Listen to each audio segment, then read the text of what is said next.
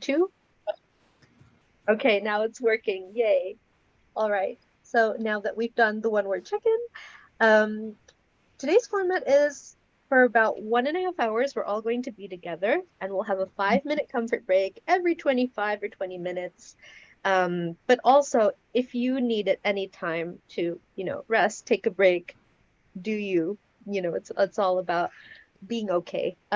So after this brief intro for me, we're going to do 2 writing exercises. Um, and you know what? I think actually I'm just gonna do something. I'm a big fan of improvisation, as you'll see. I think we'll do 2 writing exercises. Um, you'll see what they are. I hope you have fun with them. The last 20 to 30 minutes will be an open Q&A or discussion session where you can share about your process and ask myself and or your peers here questions relating to your work, writing, and the environment. So, brief intro for me now. Exercise 1, comfort break. Exercise 2, comfort break. Discussion and lots of sharing feelings and how we felt. So I hope that's all okay. This workshop is not goal oriented. It is not about you must write 15 short stories in this 90-minute period. It is process oriented, which is how I think creativity is best generated.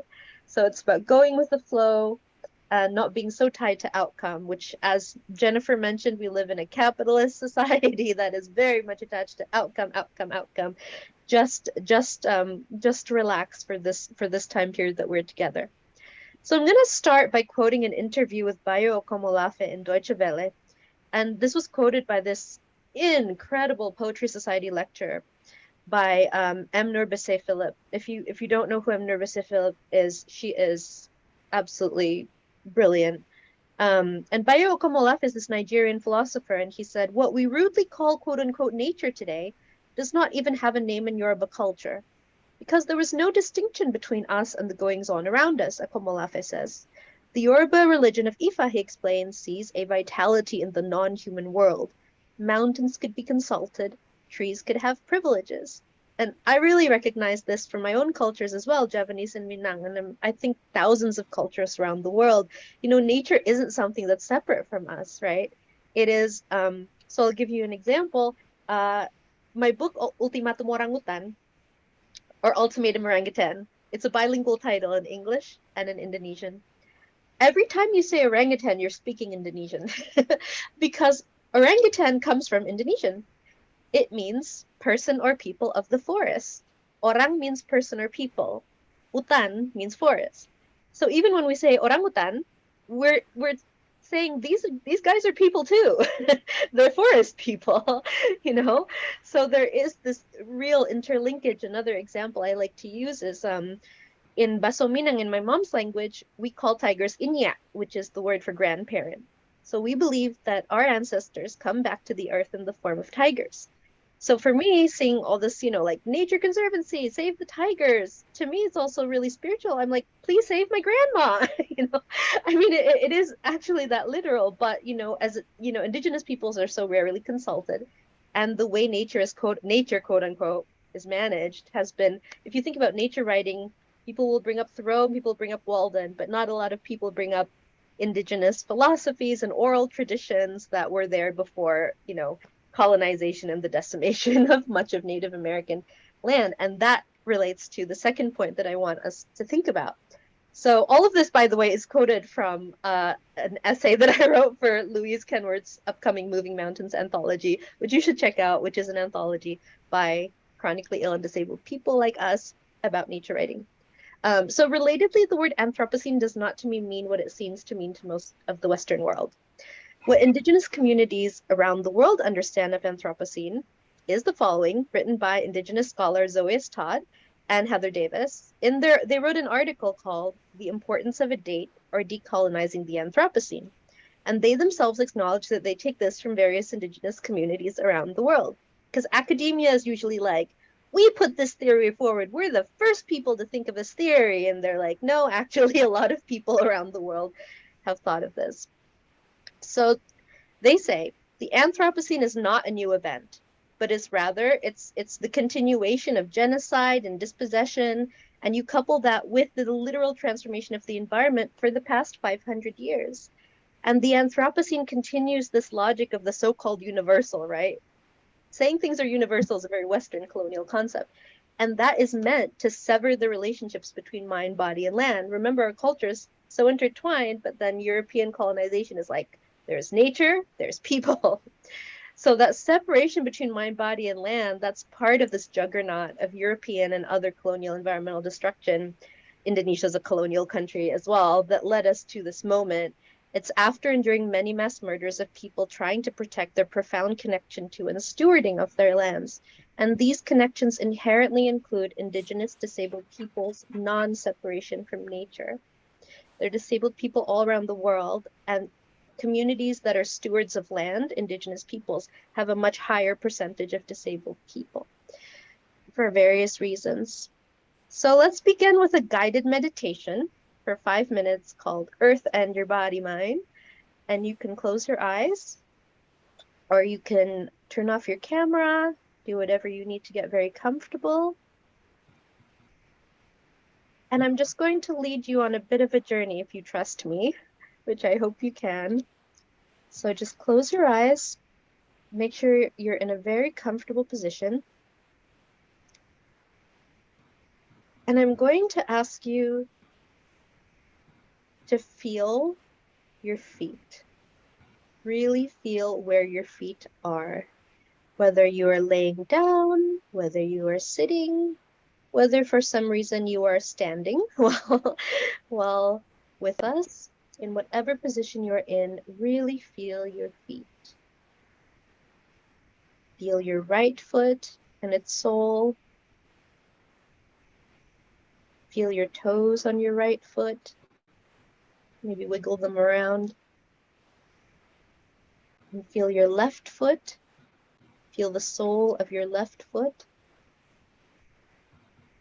And feel your toes on your left foot if you have a left foot. Also, I should say, if you don't have a right foot or a left foot, you can use other parts of your body. And wiggle those toes around if you have them, or whatever body part you choose. And really notice your back. Where does your back lie or sit or stand? What is it against? Really feel all of your back.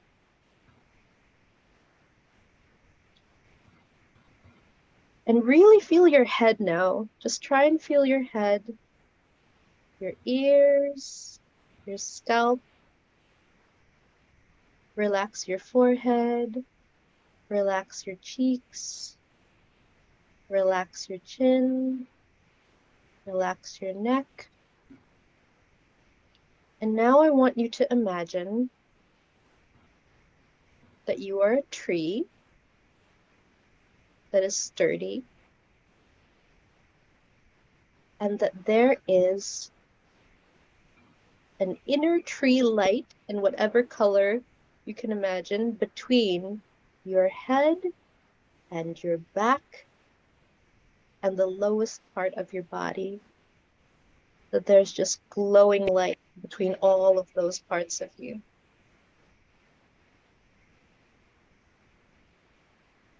And as a tree, you start to reach your roots down. You have roots that grow and roots that glow. They're growing and glowing down, down, down into the earth where you are, in all the different places you put in the chat where you are. And you're really feeling everything. The heat, the murmur of the insects in the soil, how pebbles are rubbing against each other and tumbling forward and breaking apart into soil. And you're also feeling your roots gently touch other roots of other trees that are around you in your neighborhood, in your town. So many trees, all glowing different colors, different root systems, all entangled. We know that trees do talk to each other in some way, communicate.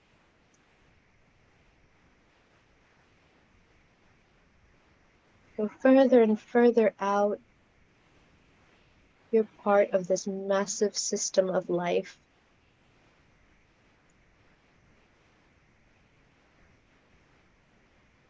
And think about the people you love also becoming trees that glow and grow and have roots. And your roots gently shake the hand of their roots, so to speak. Connect with them, nurture each other, share light. And you all realize this light is ancient. This communication is ancient. And through communicating with each other, you sense the roots of centuries and centuries of people who have gone before you in your family, in your community, roots that have become part of the soil, roots that remain for thousands of years. And you are all nurturing each other across past, present, and future. And some of these roots belong to body minds that are disabled and or chronically ill like us, that are survivors, and you can connect back to the roots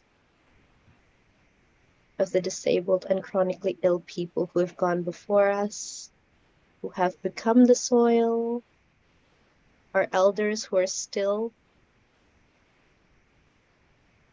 showing their glowing roots inside the soil,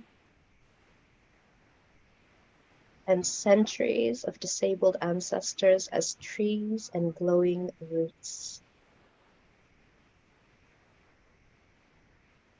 Take a deep breath, exhale, and slowly open your eyes and come back into the room.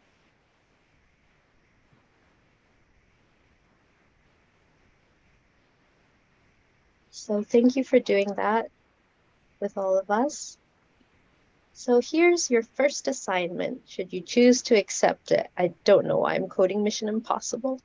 All right, so please free write or record a memo if that's easier for you. Sometimes, like for many of us, recording a voice memo is easier for me than typing. In some way record, either writing or recording on your phone.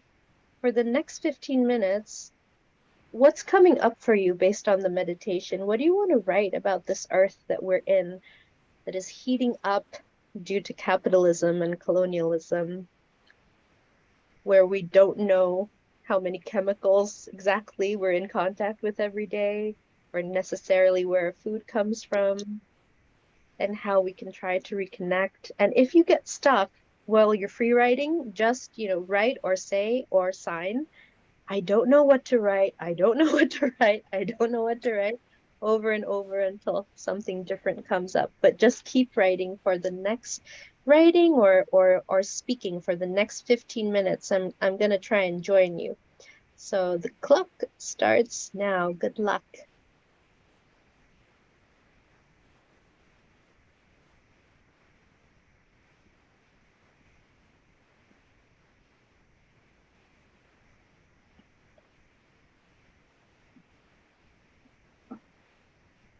And I'm here if you have any questions, you can just put them in the chat.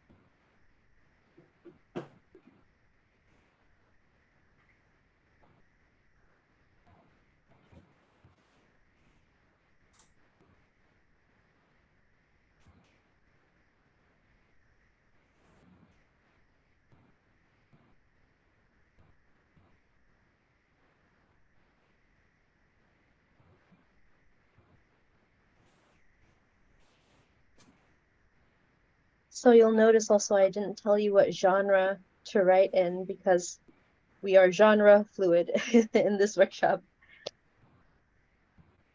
Don't think so much about genre, don't think so much about goals, just enjoy the process.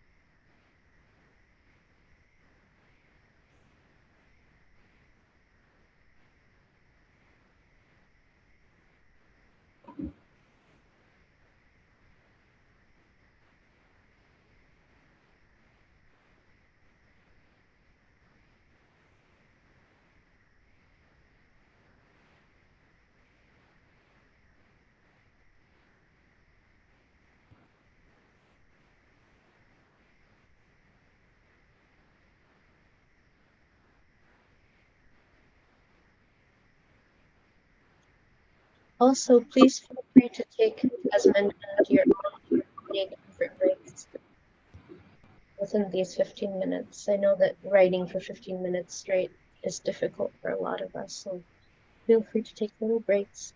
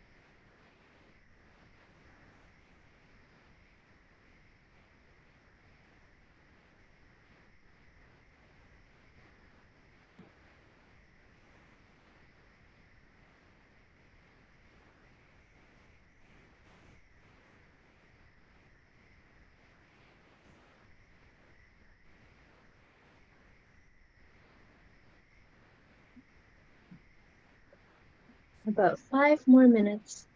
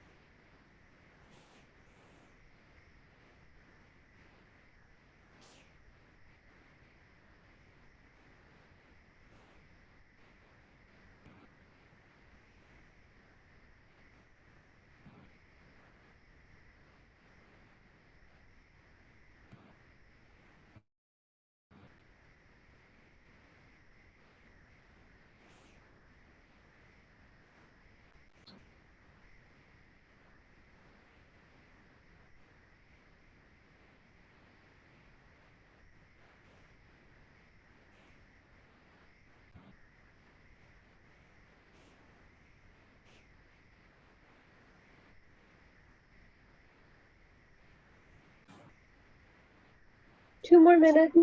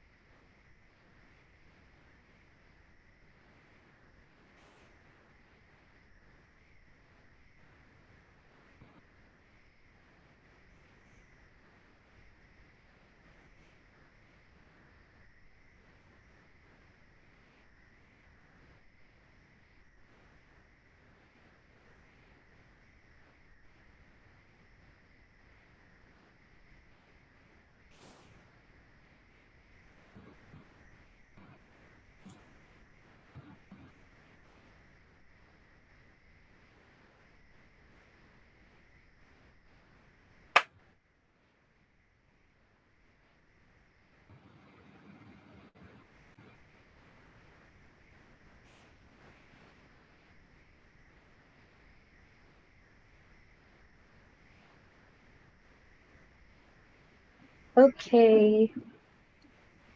Thumbs up, down your pens or your fingers or your voice memo app. And let's just do another one-word check-in. How do you feel now after that exercise? Just one word in the chat. You can. So,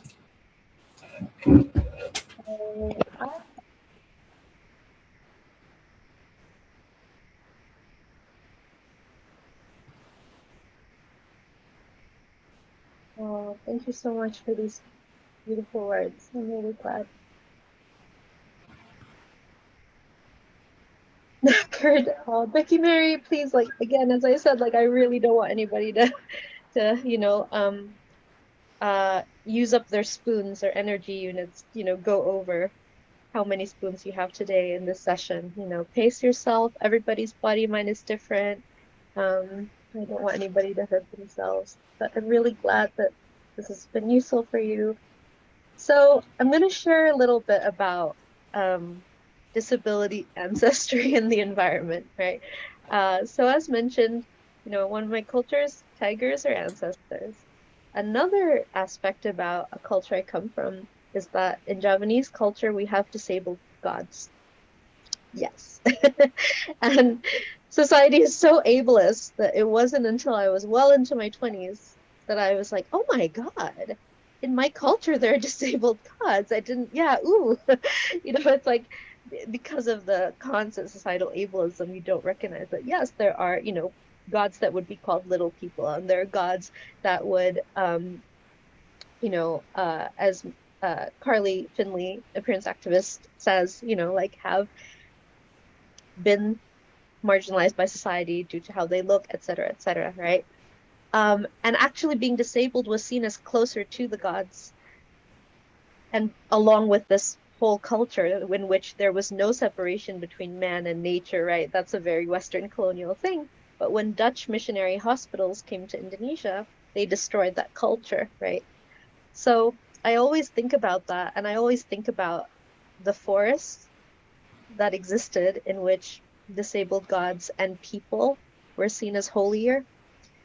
And sometimes when I get real stressed and pressed, I try and take myself back to that place. So we began with that guided meditation. And before we do the second exercise, I want to share that the other day, a disabled friend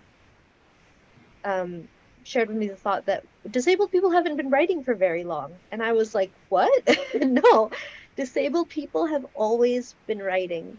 I'm really lucky that I get to work as an editor with especially disabled people writing in translation and translations of disabled people from the past.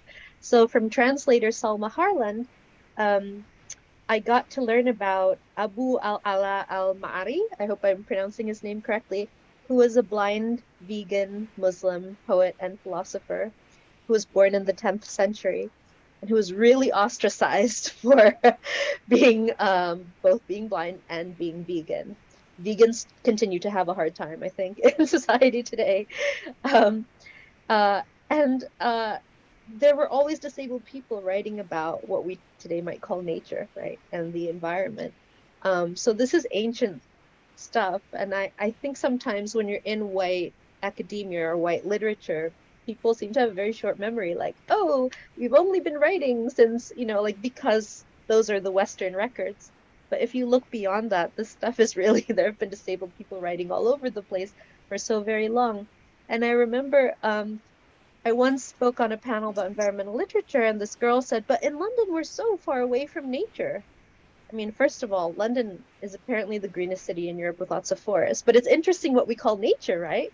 And I was like, the bacon you ate this morning is nature, and I could say like this phone that consists of, lithium batteries that were mined and poisoned communities was at one point what Western colonials would call nature, right? But part of that nature, it's just okay for capitalism to swallow it up and, feed our consumerist desires. And even things that are marked green, right, are really nuanced when you take disability justice into account. And disability justice, I'm sure many of you know, so apologies for repetition, is a term that was coined by a collective, like this little moment, of queer crip artists of color in North America called Sins Invalid.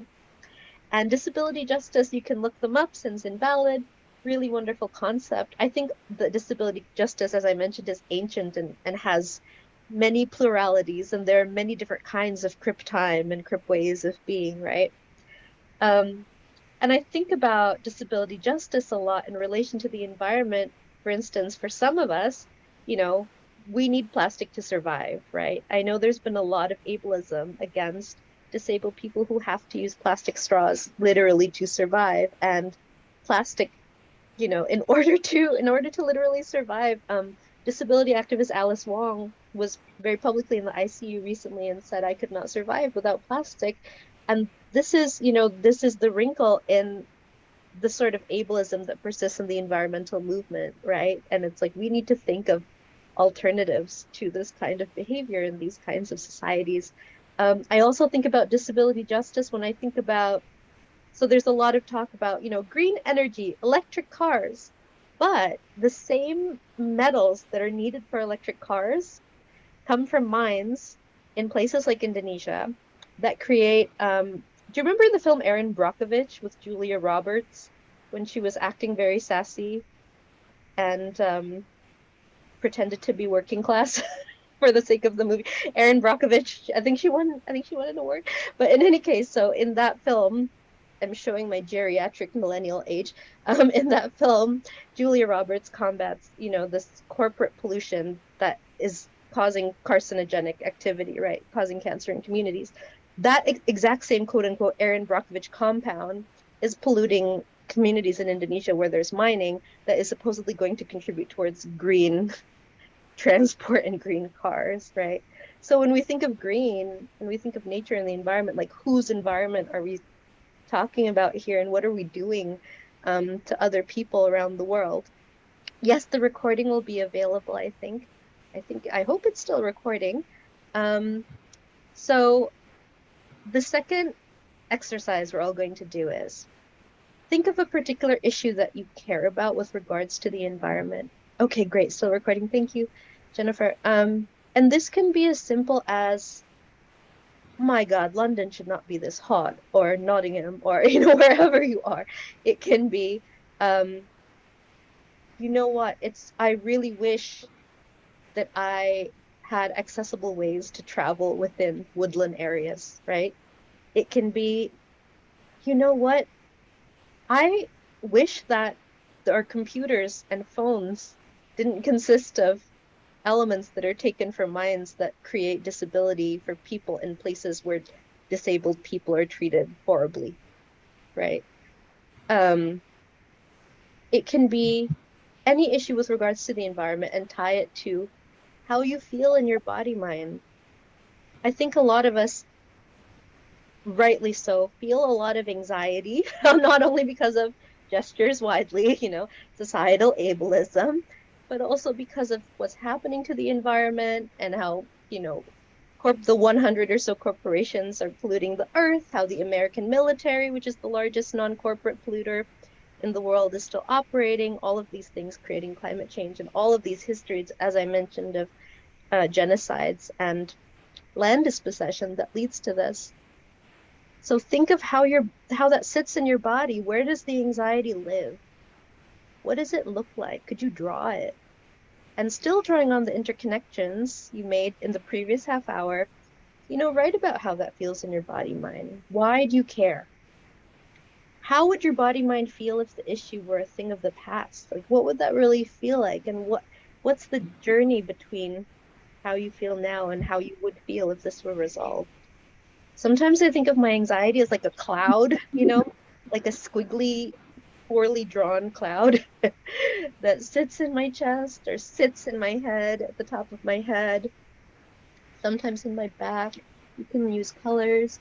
Oh, Louise, can you remind us of the name of the 10th century blind writer you mentioned when you get a chance? Yes. So I published Salma Harlan's I just published with my colleague Jamie Hale, who is another brilliant disability justice artist. We co-edited Modern Poetry in Translations. I don't know if you can see this. Bodies issue. It's my friend Priyanka's self-portrait on the cover. Priyanka D'Souza is an Indian disabled artist. Fittingly for this kind of gathering, the cover has an image of a drawing of an Indian woman lying down in bright patterns, and the name of the writer is Abu al-Ala al-Ma'ari. I'll put it in the chat. Um, but Salma Harland also wrote a bit of an essay about them.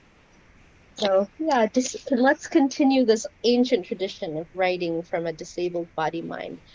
15 minutes starts now. Oh, Becky Mary, is there a simple way to tell me what body mind means other than what I might guess? Okay, so another aspect of Western colonial thinking is that the body and mind are separate, right? What we like sometimes call it Cartesian duality from Descartes, right?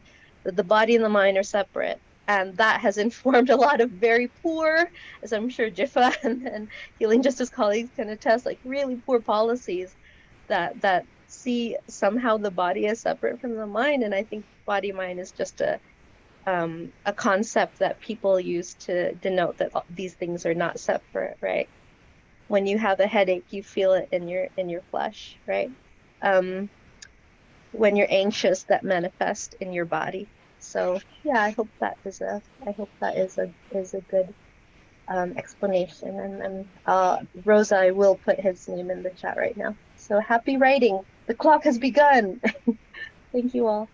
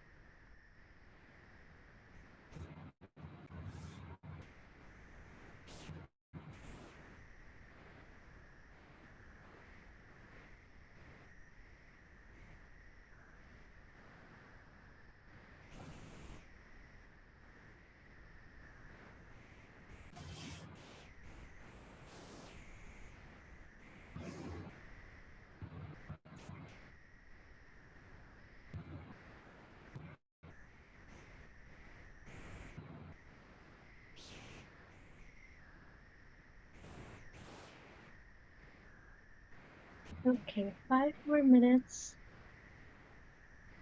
And then unfortunately we started a bit late and I've been told the Zoom is ending at exactly 7:30. So we are going to have a 5 minute comfort break. But during this time, you can also put anything you'd like in the chat for us to read or unmute yourself and share about what you've been writing about, how you've been feeling. But there's still 4 minutes, 30 seconds of writing to go.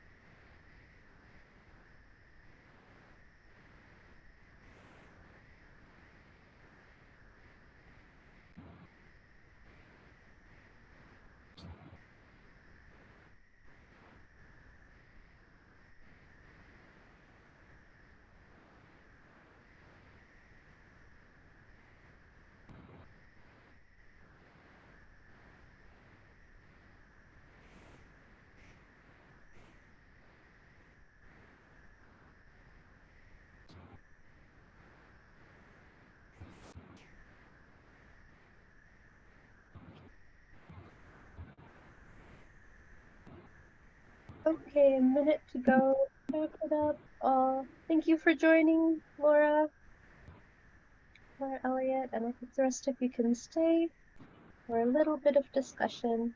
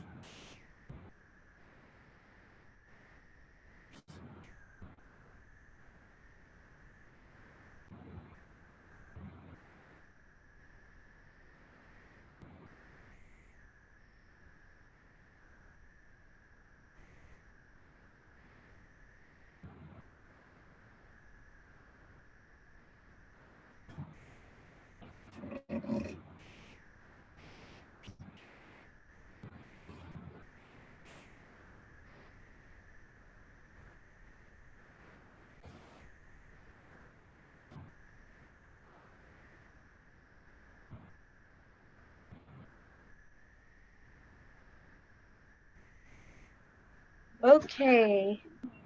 All right. Yes, the 15 minutes are over now. My timer has just gone off. Thank you so much, Suki. All right. Yes.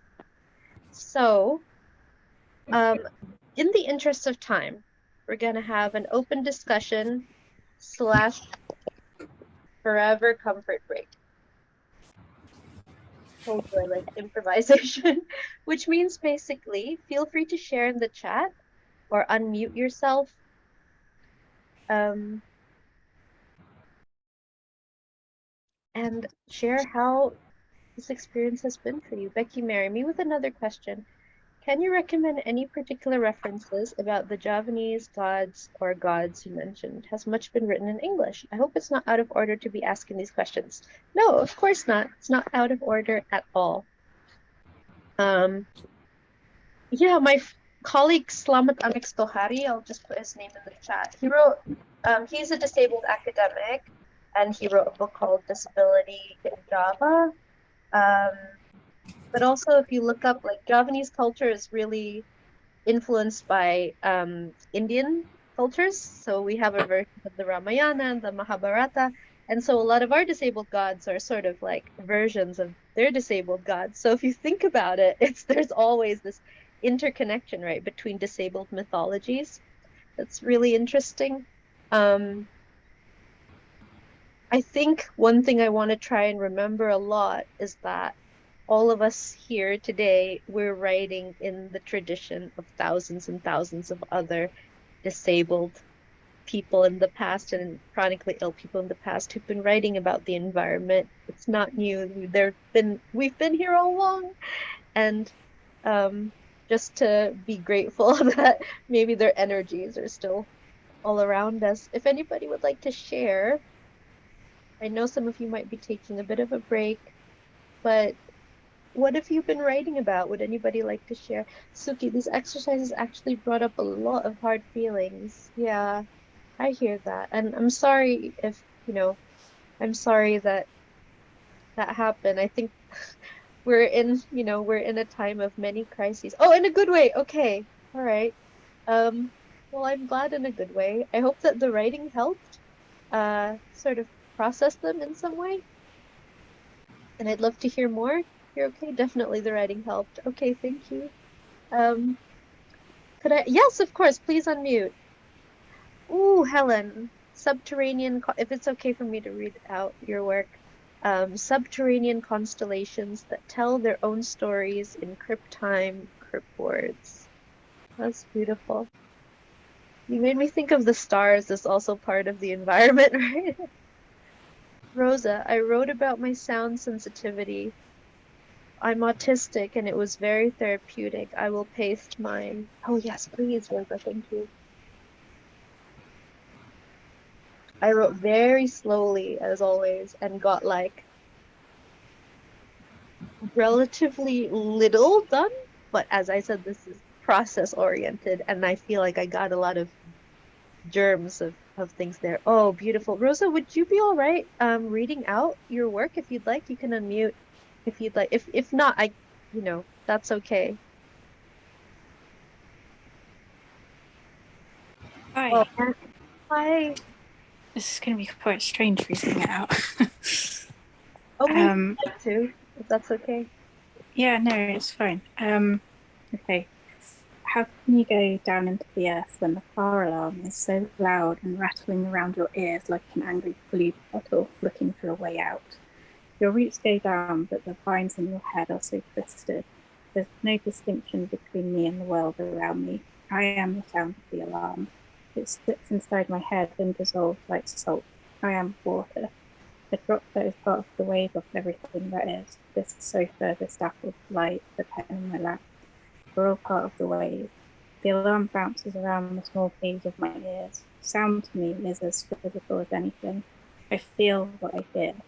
At night in the garden, I can feel the bats in my ears when they wake up and call out to moths. I feel them before I can see them. The alarm stops. Slowly, I feel it leaving my body.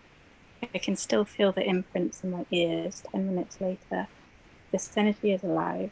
The sound, the light, when the cave is empty and the last echoes of the roaring bear have gone, and I can drop down the roots, the stillness, the quiet into the earth where they have been all along. Oh my God. Thank you so much. Wow, Thanks for letting me read that. that is gorgeous. Feel free to praise Rosa in the chat or with your reaction. Thank you, everyone. Amazing. Just above Rosa, Maddie also shared. Maddie, which you can unmute as well if you'd like.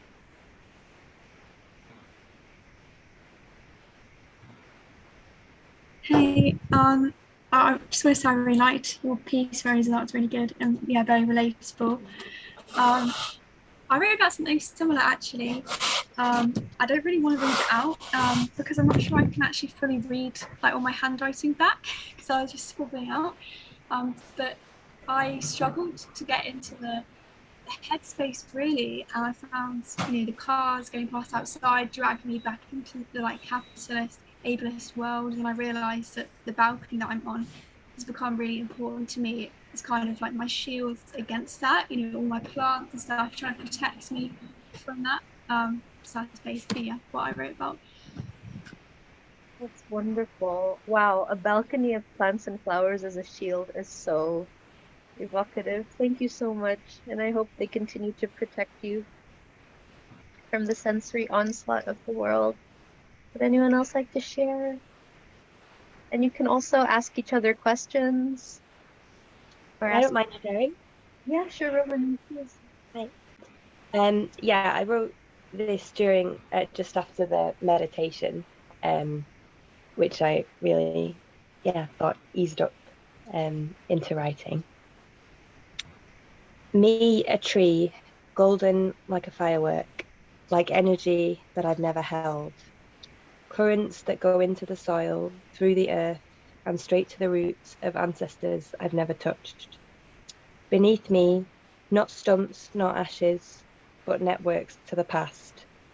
And to the future too, maybe, like seedlings waiting to be. Me, the topsoil for them to grow. Me, their future roots.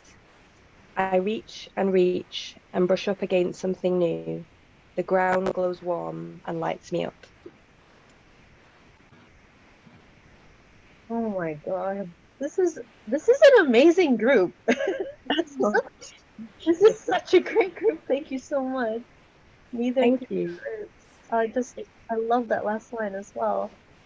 It was hugely just from the imagery that I felt like you were talking about in the meditation, and I just thought, oh, that's kind of like the images that I was imagining. So yeah, it was really helpful anyway. Wow, so happy to hear that. Thank you so much. Would anyone else like to share? And you don't have to share the exact words. You can share about your experience or things you're thinking about or how you're feeling. Yes, Yuki, please. So the part of the meditation about the roots of our elders and past, people who are no longer with us, who we have no relation to, but who were also chronically ill or disabled in some way, was very interesting for me because I have an inheritable disability, and it really made me kind of think about the sort of material tie that it gives me to people, even in my close family, who I've never met and who are no longer with me, but who have the same and would have had the same experiences that as I have, but in a very, very different context, in terms of the world around them and different times and how they interacted with nature in different ways. Yeah, and it was very. I wasn't trying to focus on the outcome of it, as you said, but it definitely uh, felt quite productive to think about for me because I think it's something that I didn't necessarily want to think about. because it can be quite upsetting. But I also think it is an important thing to think about. So thank you for instigating. Well, thank you for being here. And, the last thing I want is for anyone to, feel uncomfortable in this space. So please do, Not uncomfortable at all. Okay, good. Um, but and this goes for everyone. I hope you all had a safe, comfortable time here. And thank you so much for sharing that, Suki. And I hope that you somehow feel protected by the meditation as well. Yeah, definitely. Thank you. Oh, Anna has just written something. You can read it out loud, Anna, if you'd like.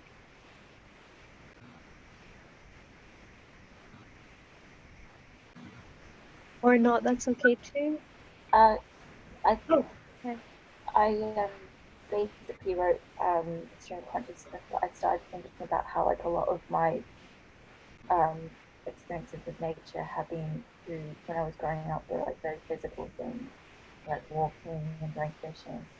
And I mean, I didn't fish, but I would like do a lot of the activities associated with it.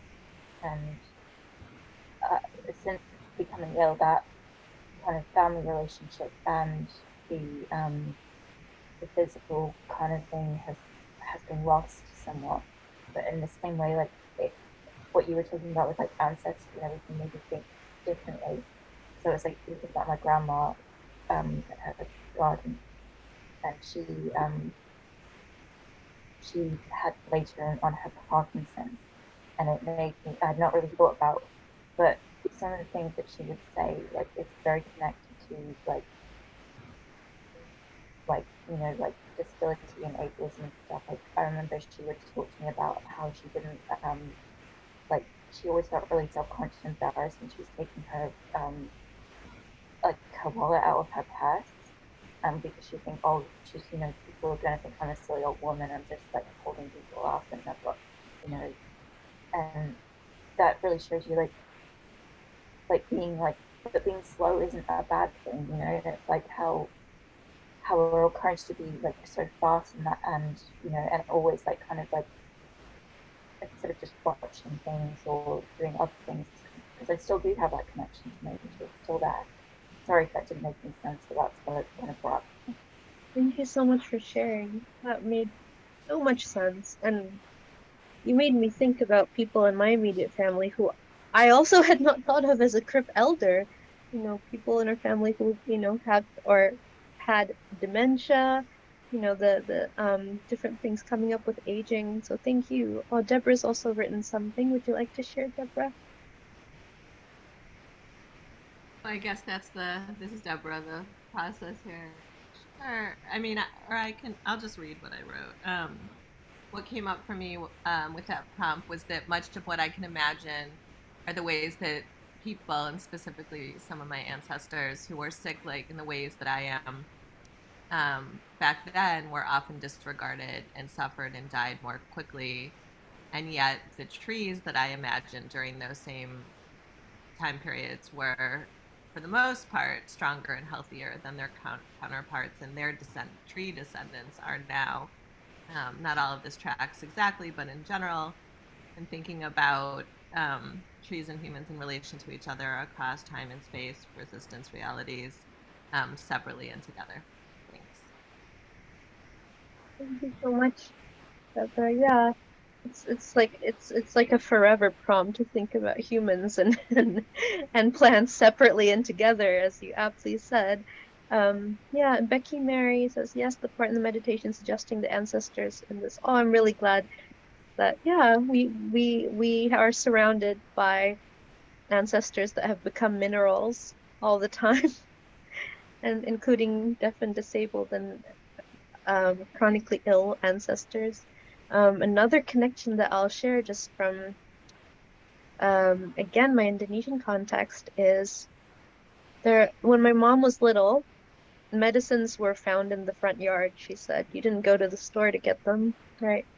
And the more sort of capitalism encroached into her village, it was like, oh, you have to buy this, this pill and this thing.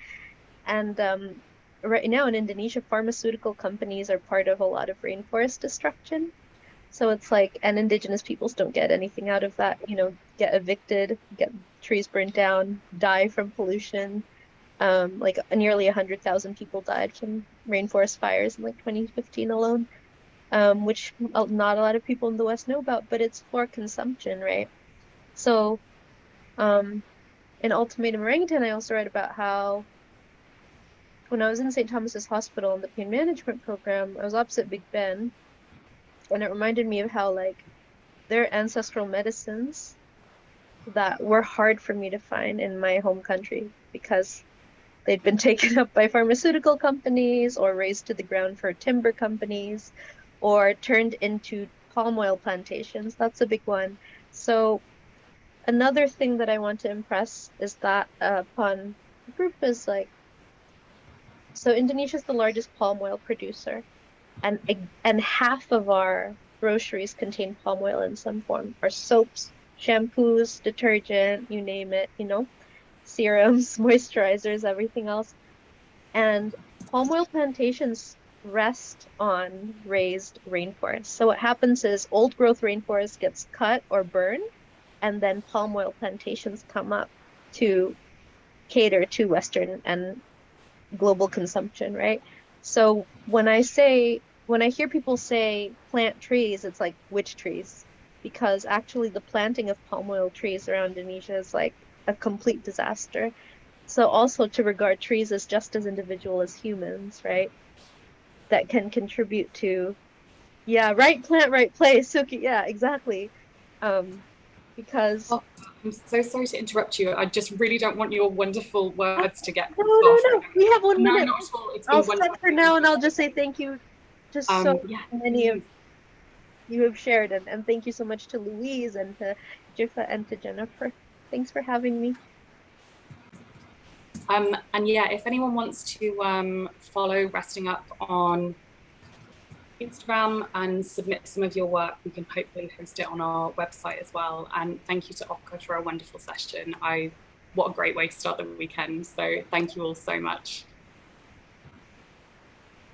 Thank you so much, Jennifer. I have put links into the next workshop in the chat if anyone wants to join us for the next one, and the Moving Mountains